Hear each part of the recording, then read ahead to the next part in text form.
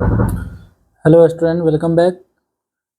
आज के इस वीडियो में हम लोग चैप्टर 10 ट्यूशन क्लास 10 संस्कृत का पार्ट 3 करने वाले हैं। ठीक है ना। ये इस वीडियो में हम लोग एमसीक्यू देखेंगे मंदाकिनी वर्णनम। इसका पार्ट 1 और पार्ट 2 ऑलरेडी अपलोडेड है।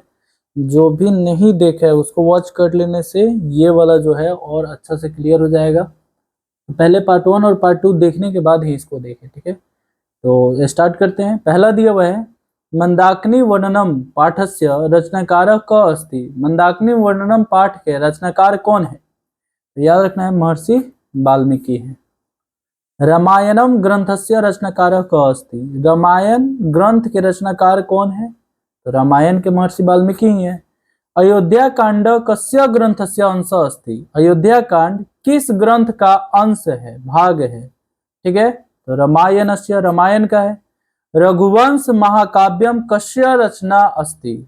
याद रखना है रघुवंश महाकाव्य की रचनाकार जो है वो कालिदास है। मेघदूतम, रघुवंश काव्यम, उसके बाद अभिज्ञान शकुंतलम, ये सब के रचनाकार महर्षि कालिदास है। धृतराष्ट्र प्रश्नस्य उत्तरम कः ददाति। धृतराष्ट्र के प्रश्न के उत्तर कौन देते हैं? तो याद रखना है विदुर देते हैं, महर्षि विदुर देते हैं।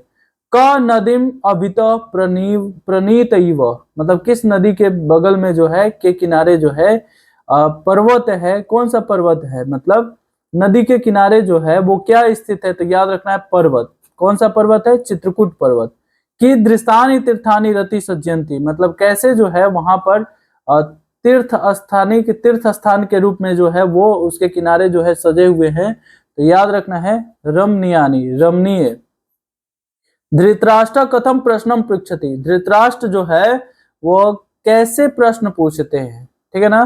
तो अपने चित्त के शांति के लिए स्वचित्तस्य शांतये मंदाकिनी नद्याम के अवाहगन्ते, मतलब मंदाकिनी नदी के पास होता है वो कौन आते हैं? तो याद रखना है ऋषि मुनि जो है वो आते हैं।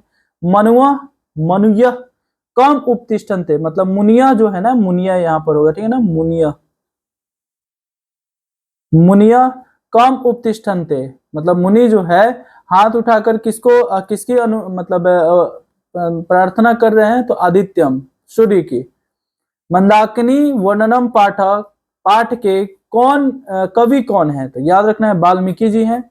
मंदाकिनी वर्णनम पाठ रामायण के किस कांड से संग्रहित है? अयोध्या कांड से। रामायण पाठ के रचनाकार कौन है? तो याद रखना है रामायण पाठ के वाल्मीकि जी है, महर्षि वाल्मीकि जी। अगला क्वेश्चन दिया हुआ है अयोध्या कांड किस ग्रंथ का भाग है? रामायण का है। रघुवंश काव्य की रचना किसने की? तो याद रखना है महर्षि वाल्मीकि, कालिदास ने। मंदाकिनी नदी किस पर्वत के निकट प्रवाहित होती है? चित्रकूट पर्वत के निकट। सीता रामचंद्र की थी, तो कौन थी? तो याद रखना है पत्नी। मंदाकिनी नदी कहाँ पे स्थित है? तो याद रखना है चित्रकूट में। ठीक है ना, चित्रकूट के पास, मतलब चित्रकूट पर्वत के पास।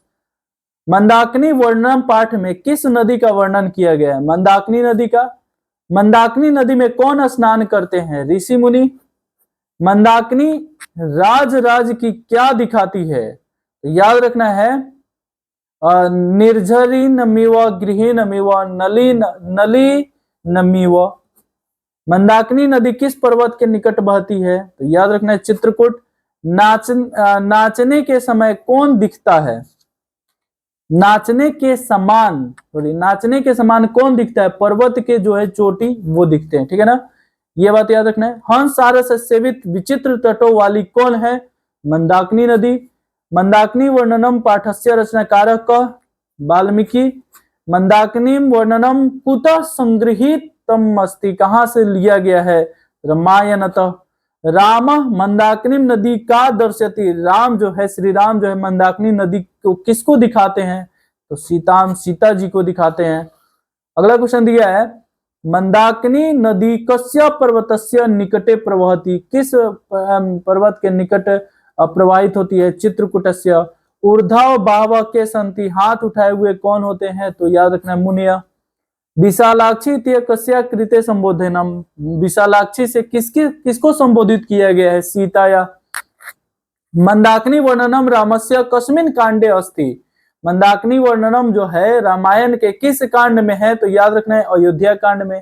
हंसारस से सेवित विचित्र पुली नाम चौका, हंसारस से सेवित विचित्र मतलब तटों वाली कौन है, तो याद मंदाकिनी नदी है, ठीक है ना। नृत्य यति इव क प्रतिभाति, मतलब नृत्य के समान जो होता है वो कौन दिखता है, पर्वत की चोटी।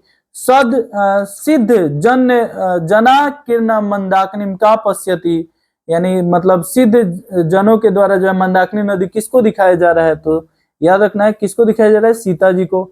शुभा गिरह के निष्कुजंती, मतलब शुभा गिरह के निष्कुजंती, तो खगा हो जाएगा, ठीक है ना। रामायणम ग्रंथस्य रचनाकार क अस्ति, वाल्मीकि। अयोध्या कांड कांड कस्य ग्रंथस्य अंश अस्ति, अयोध्या कांड जो है किस ग्रंथ का अंश है, तो याद रखना है रामायणस्य। रघुवंश महाकाव्यम कस्य रचना अस्ति, रघुवंश महाकाव्य किसकी रचना है, तो याद रखना है कालिदास की। धृतराष्ट्रस्य प्रश्नस्य उत्तरम क ददाति, धृतराष्ट्र के प्रश्नों के उत्तर कौन देते हैं, तो याद रखना है विदुर। इस प्रकार से जो है इस चैप्टर का हम लोग सारे के सारे इंपॉर्टेंट एमसीक्यू देख लेते हैं, ठीक है। तो इस प्रकार से इस वीडियो को हम लोग समाप्त करते हैं, मिलते हैं फिर नेक्स्ट वीडियो में, तब तक के लिए बाय।